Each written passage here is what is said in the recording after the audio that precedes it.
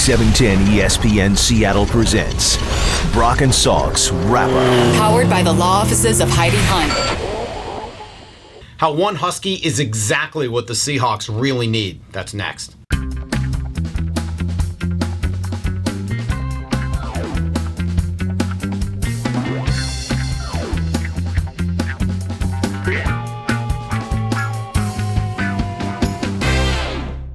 All right, Seahawks get blown out 24-0, not competitive in Pittsburgh. Huskies, they scored a lot of points. They don't win on the road in Nebraska, but you can sure see the semblance of what that offense is building. I really respect Bo Pelini, the head coach of Nebraska, with what he does defensively. His brother Carl Pelini, and you look perennially at their defense through the years. And what do? They distract and distort offenses. They make life on an offense very difficult. We saw that really last year in both bowl games. No passing game for the Huskies, a real struggle. When they ABC interviewed Pelini at halftime going into the locker room and asked him, what adjustments did you make? And you saw he was dumbfounded.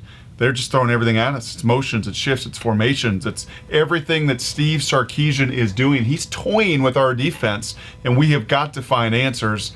Steve Sarkisian may have called one of the best games I have seen him call. In fact, I'd be on the record as saying that. His matchups of utilizing all the weapons, his receivers, his tight ends, 130 yards for Chris Polk. He was so dialed in Saturday and created so many opportunities for Keith Price and his 4 touchdowns.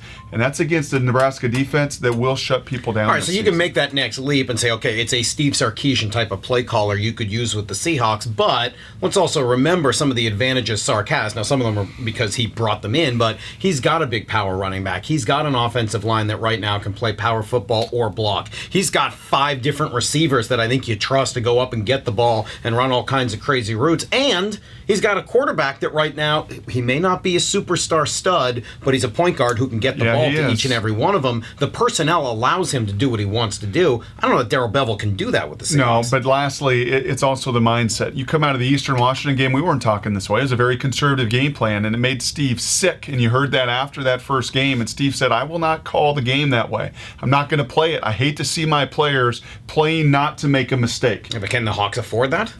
Well, can they not? Do you want to keep seeing what you have seen over 6 games? I think I'd rather see them at least keep the ball, have some, hopefully eventually sustain a drive, as opposed to take a lot of chances, throw turnovers, and allow pick 6 the other way. You have got to cut it loose if you're the Seattle Seahawks. Playing not to lose, playing this incredibly conservative brand of offense, I don't think benefits anyone there, and it certainly doesn't benefit us watching each and every Sunday.